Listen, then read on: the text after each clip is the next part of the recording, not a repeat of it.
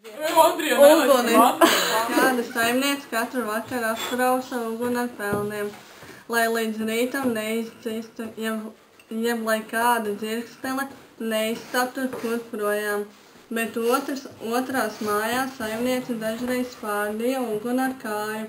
Dzirkstelis viens kreipa gaisu. Vakaros nekad uguni ar pelniem neapkrausa. Reiz abu mājā uguns satikās. Pirmā izteica savai saimniecei, bet otra piktojās sacīdama: ja vēl mani spārdīs, es aizdedzināšu savus mājas. Otrā dienā saimniece atkal spārdīja uguni un paskat vien pret vakaru māja dega zilās liesmās.